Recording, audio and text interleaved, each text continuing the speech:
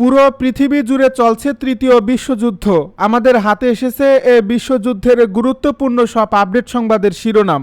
শুরুতেই থাকছে তুরস্কে F-16 যুদ্ধবিমান বিধ্বস্ত। এবারে জানিয়ে দিব তুরস্কে ট্রাম্পের অবস্থান জানত ইরান, ছিল উড়োজাহাজে হামলার পরিকল্পনা। এদিকে এয়ারফোর্স ওয়ানে হামলার খবর, তুরস্কের সন্দেহের তীর কার দিকে। সব শেষে জানিয়ে দিব মক্কা চুক্তিতে মিশরকে যুক্ত করতে রাজি নয় সৌদি, কিন্তু কেন তারা সিসি সরকারের উপর বিরক্ত। এতক্ষণ শুনছিলেন হাতে থাকা আপডেট সংবাদের শিরোনাম, এবারে বিস্তারিত। তবে তার আগে অনুরোধ রইল ভিডিওটিতে একটি লাইক এবং কমেন্ট করে জানিয়ে দিন ভিডিও সম্পর্কে আপনার মূল্যবান মতামত। আরও জানিয়ে দিন ভিডিওটি কোথা থেকে দেখছেন বা কোন জেলা থেকে দেখছেন। মক্কা চুক্তিতে মিশরকে যুক্ত করতে রাজি নয় সৌদি, কিন্তু কেন তারা সিসি সরকারের উপর বিরক্ত। তুরস্ক ও পাকিস্তানের সঙ্গে গত সপ্তাহে স্বাক্ষরিত প্রতিরক্ষা চুক্তিতে মিশরকে অন্তর্ভুক্ত করার বিরোধিতা করেছিল সৌদি আরব। মিশরকে চুক্তিতে অন্তর্ভুক্ত করার পক্ষে তুরস্ক জোর দিলেও সৌদি আরব এতে রাজি হয়নি। ওই আলোচনার বিষয়ে অবগত তিনটি সৌদি সূত্র মিডল ইস্ট আইকে কথা জানিয়েছেন।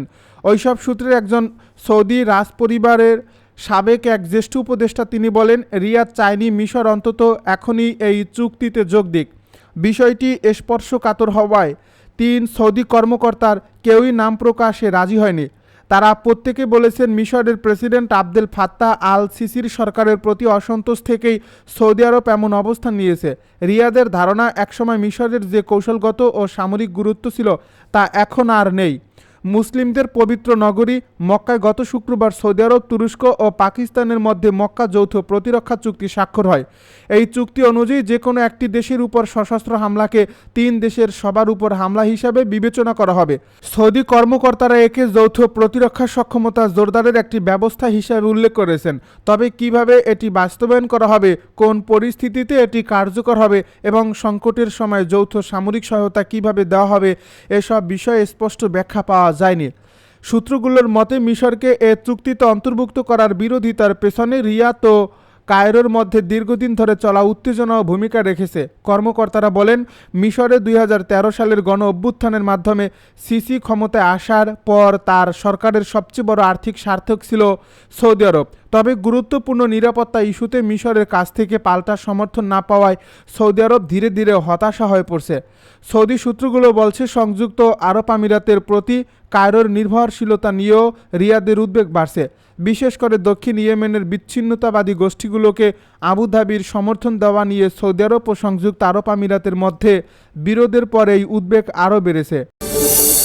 এয়ারফোর্স ওয়ানে হামলার খবর, তুরস্কের সন্দেহের তীর কার দিকে। গত মাসে আঙ্কারায় ন্যাটোর শীর্ষ সম্মেলন শেষে মার্কিন প্রেসিডেন্ট ডোনাল্ড ট্রাম্পের দেশে ফেরা নিয়ে লুকোচুরি এবং তাকে বহনকারী এয়ারফোর্স ওয়ানে ইরানের সম্ভাব্য হামলার আশঙ্কা নিয়ে যে নাটকীয় পরিস্থিতির সৃষ্টি হয়েছিল তার পেছনে ইসরায়েলি গোয়েন্দারা রয়েছেন বলে সন্দেহ তুর্কি কর্মকর্তাদের। তাদের ধারণা তেহরানের সঙ্গে ওয়াশিংটনের চলমান আলোচনাকে দুর্বল করার লক্ষ্যে ইসরায়েলি গোয়েন্দারা সুপরিকল্পিতভাবে এই স্থল চুক্তির আশ্রয় নিয়েছেন। গত 8 জুলাই স্থানীয় সময় বেলা প্রায় 2টার দিকে সাংবাদিকেরা জানতে পারেন আঙ্কারা বিমানবন্দরে যেখানে ট্রাম্পের এয়ারফোর্স ওয়ান উড়োজাহাজ রাখা হয়েছে সেখানে তুরস্কের নিরাপত্তা বাহিনীর অস্বাভাবিক রকম অতিরিক্ত সদস্য মোতায়েন করা হয়েছে।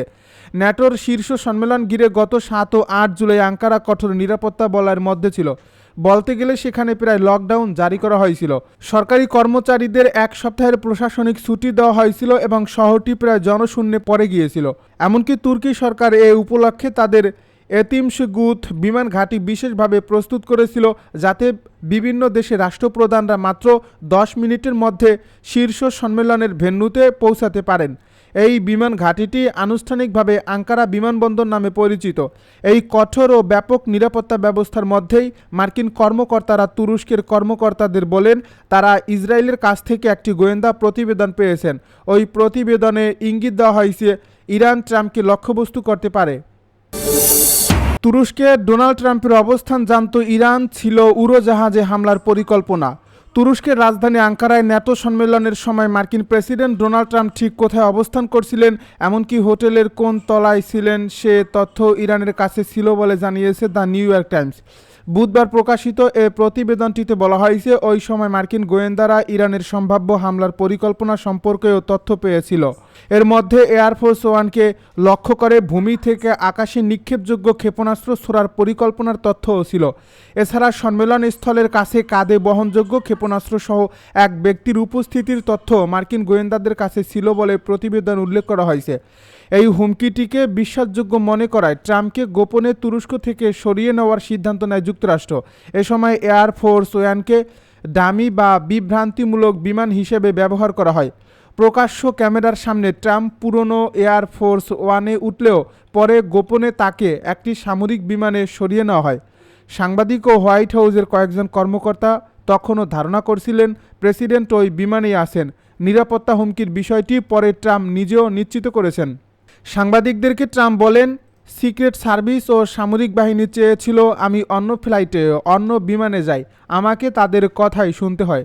কোন বিমানটি বেশ ঝুঁকিতে ছিল এমন প্রশ্নে ট্রাম্প বলেন, তিনি যে বিকল্প বিমানে উঠেছিলেন সেটি সম্ভবত বেশি ঝুঁকিতে ছিল, কারণ হামলাকারীরা সেটিকেই লক্ষ্যবস্তু করার সম্ভাবনা বেশি বলে মনে করতে পারে। ডোনাল্ড ট্রাম্প বলেন, মনে হয় সেখানে একটি হুমকি ছিল, আমি বিষয়টি নিয়ে খুব বেশি জানতে চাইনি। আমি প্রায়ই এমন হুমকি পাই, এমন অনেক হুমকি আছে যেগুলো সম্পর্কে আপনারা জানেন না। তুরস্কে F-16 যুদ্ধবিমান বিধ্বস্ত।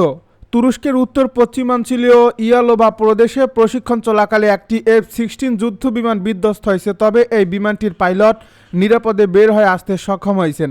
তুরস্কের প্রতিরক্ষা মন্ত্রণালয় সামাজিক যোগাযোগ মাধ্যমে দেওয়া এক বিবৃতিতে জানায়, নিয়মিত প্রশিক্ষণ মিশনে অংশ নেওয়ার সময় বিমানটি বিধ্বস্ত হয়। এই দুর্ঘটনার আগে পাইলট নিরাপদে বিমান থেকে বের হয়ে আসেন। এই বিমানটি বিধ্বস্ত হওয়ার সঠিক কারণ তাৎক্ষণিকভাবে জানা যায়নি। বিস্তারিত তদন্তের পর দুর্ঘটনার কারণ নির্ধারণ করা হবে বলে জানিয়েছে মন্ত্রণালয়। তুরস্কের সংবাদ মাধ্যম এনডিটিভির সরাসরি সম্প্রচারিত এ ভিডিওতে দুর্ঘটনাস্থল থেকে আগুনের গোলা এবং ঘন কালো ধোঁয়া উঠতে দেখা যায়। দুর্ঘটনার পর ঘটনাস্থলে বিপুল সংখ্যক অ্যাম্বুলেন্স ও উদ্ধারকারী দল পাঠানো হয়। লোহিত সাগরে হুতিদের হামলায় 4 নাবিক সহ নিহত 6। লোহিত সাগরের বাব এল মান্দেব প্রণালীতে ইরান সমর্থিত হুতিদের হামলায় তিহা মাহ নামে এক পণ্যবাহী জাহাজের 4 নাবিক এবং 2 স্থানীয় উদ্ধারকর্মী নিহত হয়েছেন। গত 28 ফেব্রুয়ারি মধ্যপ্রাচ্য যুদ্ধ শুরু হওয়ার পর বাণিজ্য জাহাজে হুতিদের হামলায় এটি প্রথম সরাসরি প্রাণহানির ঘটনা। একই দিন পৃথক এক ঘটনায় ওমান উপসাগরে নৌ অবরোধ অমান্য করে ইরানের বন্দরের দিকে যাওয়া পানামার পতাকাবাহী একটি কন্টেইনার জাহাজে 2টি ক্ষেপণাস্ত্র নিক্ষেপ করা হলে তা অচল করে দিয়েছে মার্কিন সামরিক বাহিনী। ইয়েমেনের পরিবহন মন্ত্রণালয় ও উপকূলরক্ষী বাহিনীর বরাতে জানা যায়, 11 আগস্ট ইয়েমেনের মুরাত উপকূলের কাছে নোঙর করা মিশরীয় মালিকানাধীন তিহা মাহ জাহাজে আক্রমণ চালায় হুতিরা। এতে নিয়ন্ত্রণ হারিয়ে ফেলে জাহাজটি। ঘটনাস্থলে নিহত হন 3 জন পাকিস্তানি ও 1 জন ইন্দোনেশিয়া নাবিক। পরবর্তীতে ইয়েমেনের হুতি বিরোধী সাময়িক গোষ্ঠী ন্যাশনাল রেজিস্ট্যান্স ফোর্সেসের একটি উদ্ধারকারী দল ঘটনাস্থলে পৌঁছালে হুতিরা তাদের উপর পুনরায় হামলা চালায়। এতে এনআরএফের 2 উদ্ধারকর্মী প্রাণ হারান। এছাড়া এই জোড়া হামলায় আরও 10 জন আহত হয়েছেন বলে জানা গেছে। অন্যদিকে মার্কিন সেন্ট্রাল কমান্ডো জানিয়েছে, ওমান উপসাগরে পানামার পতাকাবাহী ভেলা নোভা নামক একটি জাহাজ বারবার দেওয়ার সতর্কবার্তা উপেক্ষা করে ইরানের একটি বন্দরের দিকে অগ্রসর হচ্ছিল। মার্কিন নৌ অবরোধ অমান্য করায় হেল ফায়ার ক্ষেপণাস্ত্র নিক্ষেপ করে জাহাজটির স্টিয়ারিং গিয়ার অচল করে দেওয়া হয়। চলতি এপ্রিলে অবরোধ ঘোষণার পর মার্কিন বাহিনীর হাতে অচল হওয়া এটি 12তম জাহাজ। একদিকে হুতিদের হামলা এবং অন্যদিকে মার্কিন অবরোধের কারণে লোহিত সাগর